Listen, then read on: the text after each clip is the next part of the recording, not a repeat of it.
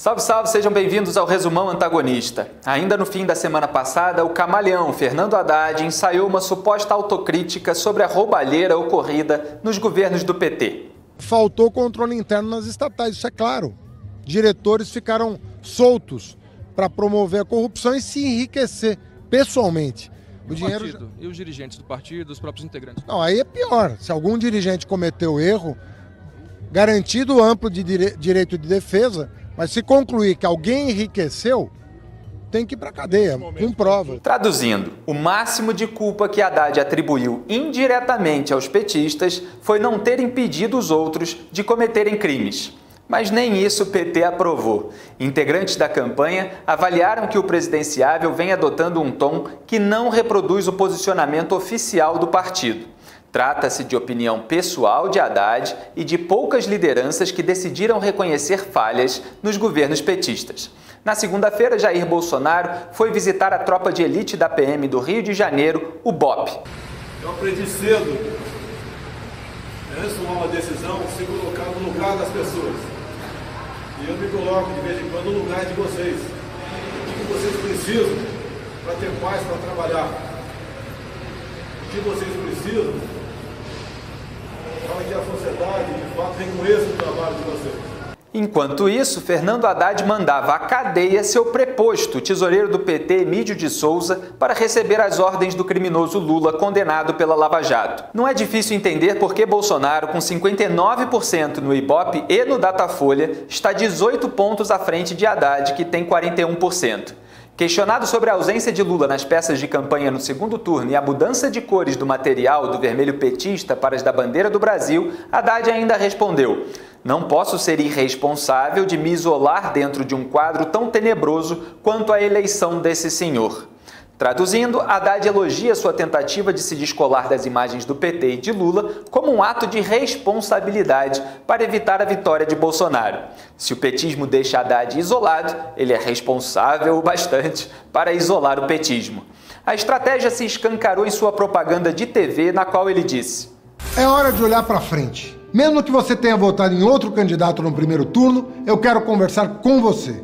Essa campanha não é de um partido, é de todos que querem mudar para melhor o nosso país." Traduzindo, Haddad tenta convencer o eleitorado de que sua campanha nada tem a ver com o partido do mensalão, do dossiê dos aloprados, do petrolão, do financiamento de ditaduras socialistas com dinheiro do BNDES, das fraudes fiscais e de outros tesoureiros e ex-ministros presos, mas sim com o desejo de mudar para melhor o país.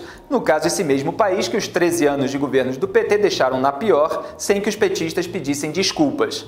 E foi exatamente isso que o senador eleito do PDT, Cid Gomes, irmão de Ciro e aliado do PT, disse na cara dura para uma plateia de petistas. Tem que pedir desculpas, tem que ter humildade, e reconhecer que fizeram muita besteira, porque aparelharam as repartições públicas, porque acharam que era dono de um país e o Brasil não aceita ter dono. O Brasil é um país democrático. É para fazer, faz de conta. Eu faço, faz de conta. Lula o quê? O Lula tá preso, babaca. O Lula tá preso. O Lula tá preso. E vai fazer o quê? Isso é o PT. E o PT desse jeito merece perder. Pra rimar. Só pra rimar. Oh, muito bem. Babaca vai perder a eleição. É isso aí, é esse sentimento que vai perder a eleição. A frase de Cid, "o Lula está preso, babaca", virou hashtag e fez a festa nas redes sociais dos apoiadores de Bolsonaro, que ainda usou em seu programa eleitoral o vídeo das críticas do pedetista ao PT. Resultado, Cid tentou barrar no TSE o uso das imagens pelo PSL, mas o ministro Luiz Felipe Salomão negou o pedido. Petistas ainda convenceram Cid a gravar um vídeo de apoio a Haddad, mas o estrago para a campanha já estava feito.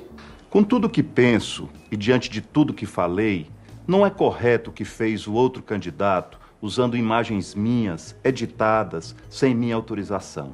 Que não fique nenhuma dúvida. Neste segundo turno, Haddad é o melhor para o Brasil. Votarei no Haddad no dia 28.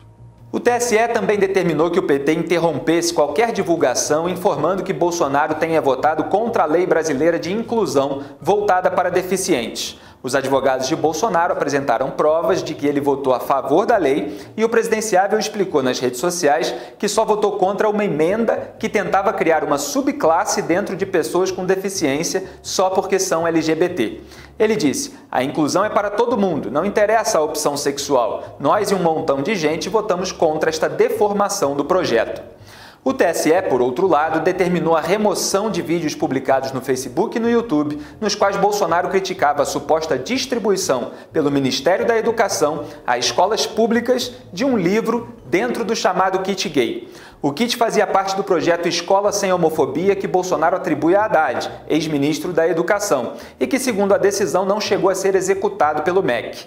A campanha de Haddad pediu a remoção de 42 links, mas a ordem de retirada do ar se restringiu a apenas 6, nos quais Bolsonaro dizia que o livro era distribuído. Sobre vídeos do kit gay, vale lembrar que em 2011, Jean Willis disse que o Ministério da Educação estava sendo covarde em suspender o material e que Haddad foi obrigado a recuar.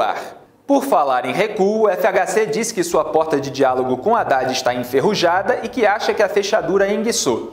A população hoje, cada um vota à vontade. O peso que os partidos têm hoje é relativo. As pessoas estão tomando hoje posição independentemente de apoio. A pesquisa do Instituto Paraná, encomendada pela revista Cruzoé, mostrou Bolsonaro com 60,9% das intenções de voto, mais de 20 pontos à frente de Haddad, que tem 39,1%. Pelo visto, a conversão da comunista Manuela Dávila, que mostrou sua intimidade com o cristianismo, escrevendo evangelho com acento no E e LI em vez de LH, não está ajudando a chapa petista. O jeito para o PT, então, foi depositar todas as esperanças em uma matéria de quinta-feira da Folha sobre suposto disparo de mensagens de WhatsApp contra o PT com financiamento privado. O partido apelou para o tapetão, entrando no TSE com pedido de investigação contra a campanha de Bolsonaro, sem que houvesse surgido provas que sustentem a acusação, muito menos qualquer vínculo direto do candidato do PSL com o episódio relatado. Os petistas também pediram busca e apreensão de documentos na Havan e na casa de Luciano Hang, dono da rede varejista citada pelo jornal. E ainda que Bolsonaro seja declarado inelegível por 8 anos. Não é piada, querem um tapetão válido não só para esta eleição, mas também para as próximas. O dono da Havan negou o financiamento e afirmou que processará a Folha. Eu consegui a primeira declaração de Bolsonaro sobre a reportagem. Ô Felipe, eu não tenho controle se tem empresário simpático a mim fazendo isso. Eu sei que é ferialização, mas eu não tenho controle, não tenho como saber e tomar providência. Pode ser gente até ligada à esquerda que diz que está comigo para tentar complicar a minha vida, né? Me denunciando aí por abuso de poder econômico. Depois, Bolsonaro comentou nas redes que o PT não está sendo prejudicado por fake news, mas pela verdade. E o presidente do PSL, Gustavo Bebiano, atribuiu o caso ao desespero petista.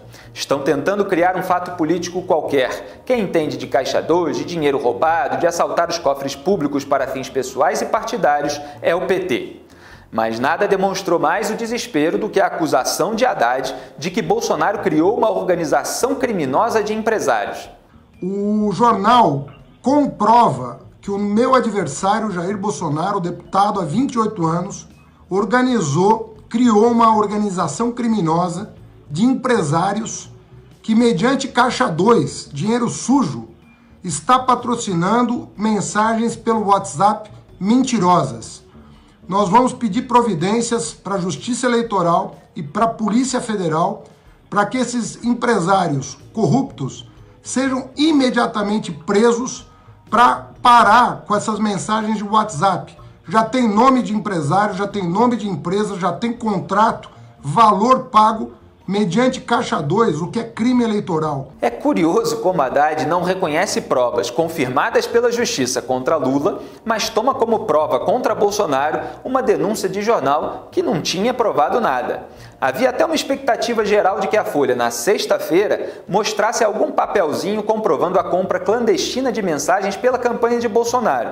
Mas o jornal destacou na capa apenas a declaração que Bolsonaro me deu e explorou nas páginas internas a opinião de especialistas. O WhatsApp, no entanto, enviou notificação extrajudicial para 4 agências citadas pelo jornal, determinando que parem de fazer envio de mensagens em massa e de utilizar números de celulares obtidos pela internet. A empresa também baniu as contas de WhatsApp associadas a essas agências. O WhatsApp informou ainda ter banido proativamente centenas de milhares de contas durante o período das eleições no Brasil. E mais, temos tecnologia de ponta para detecção de spam que identifica contas com comportamento anormal para que não possam ser usadas para espalhar spam ou desinformação. Ou seja, a histeria do PT sobre o efeito da propaganda mentirosa no WhatsApp é apenas propaganda mentirosa. Só falta dizer que mensalão, petrolão, dossiê dos aloprados, fraudes fiscais, financiamento de ditaduras e 14 milhões de desempregados eram só fake news de WhatsApp. De resto, o presidente Michel Temer foi indiciado pela Polícia Federal na conclusão do inquérito dos portos por corrupção passiva, ativa, lavagem de dinheiro e organização criminosa. A PF diz que o esquema de corrupção era liderado por Temer há mais de 20 anos, desde a época em que era deputado federal por São Paulo.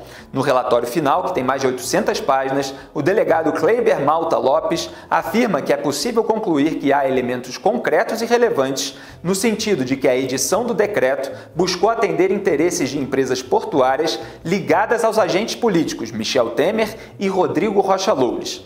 E ainda que o decreto questionado poderia permitir um novo período de influência no setor portuário pelo investigado Michel Temer e seus aliados políticos. Sua filha, Maristela Temer, também foi indiciada e a PF pediu a prisão do coronel João Batista Lima, amigo do presidente. No furacão do segundo turno, no entanto, Temer tem passado quase despercebido. Mas se bem que agora tem um Fica Temer aí que está correndo pela rede, né? Esse é o Resumão Antagonista com o melhor da semana para vocês, leitores. Um grande abraço e até a próxima.